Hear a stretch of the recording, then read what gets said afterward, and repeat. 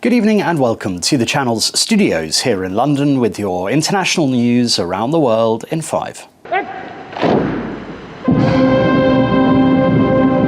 Russian President Vladimir Putin has said Moscow is ready to provide uninterrupted shipments of fuel to India as Delhi faces pressure from the US to stop buying Russian oil.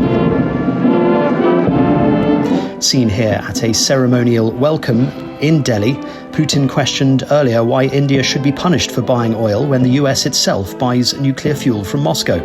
President Donald Trump has imposed 50% tariffs on most Indian products, arguing that Delhi's continued purchases of Russian oil helps fund the war in Ukraine, an accusation India denies. Putin's visit comes as the US hosts a series of talks with Russia and Ukraine in an attempt to broker a peace deal to end the war. Germany's parliament, the Bundestag, has voted to introduce voluntary military service in a move aimed at boosting national defence after Russia's full-scale invasion of Ukraine.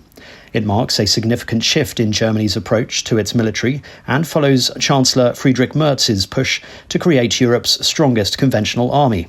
The change means that all 18-year-olds in Germany will be sent a questionnaire from January 2026, asking if they are interested and willing to join the armed forces. The form will be mandatory for men and voluntary for women. Students at schools across Germany have said they will join strikes in as many as 90 cities to protest against the move.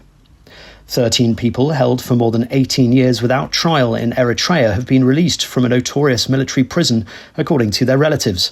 Among those freed were several prominent figures, including 69-year-old Olympic cyclist and businessman Zerigaba Gabrehiwot. They had been held at Mai Serwa prison, known for its harsh conditions, and where many of the inmates are believed to be political prisoners. Around 20 are thought to remain in custody. Thank you. The leaders of the Democratic Republic of Congo and Rwanda have signed a peace deal aimed at ending the long-running conflict in the region at a summit hosted by the US President Donald Trump in Washington. However, analysts have pointed out that this was just the endorsement of an agreement reached in June that has failed to end the fighting. Ahead of the summit, there were renewed clashes in resource-rich Eastern Democratic Republic of Congo between government forces and rebels believed to be backed by Rwanda. At the signing ceremony, there was no public handshake between the pair, whose body language appeared frosty throughout, but this did little to dampen the US president's rhetoric. For more than 30 years, one of the worst conflicts on earth has been raging in eastern Congo. Millions and millions of people have been tragically killed, went on forever, and countless more have been displaced from their homes. Families have been destroyed. I've just held really fantastic meetings with both men and representatives of other countries where we discussed the importance of upholding this new agreement. Namibia's proposals to lift the ban on the international trade in black and white rhino horns has been rejected at a key conservation meeting. The result of the voting at the Convention on International Trade in Endangered Species of Wild Fauna and Flora earlier this week was adopted by the conference in Uzbekistan. Namibia had also proposed overturning the ban on African savanna elephant ivory. This too was defeated. Eyebrows were raised about the rhino horn trade proposals, mainly because Namibia pioneered the practice of cutting the horns off rhinos in 1989, so they no longer have value for poachers.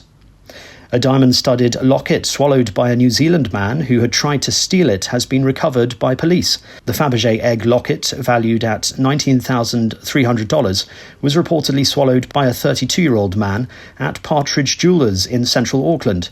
The ingested loot is set with 60 white diamonds and 15 blue sapphires, according to the jeweller's website, and opens to reveal an 18-carat gold miniature octopus. And Netflix has agreed to buy the film and streaming business of Warner Brothers Discovery for $72 billion in a major Hollywood deal. The streaming giant emerged as the successful bidder for Warner Brothers ahead of rivals Comcast and Paramount Skydance after a drawn-out battle. Warner Brothers owns franchises including Harry Potter and Game of Thrones and the streaming service HBO Max. The takeover is set to create a new giant in the entertainment industry, but the deal will still have to be approved by competition authorities. And that's your international news around the world in 5. Now back to the channel's studios in Lagos.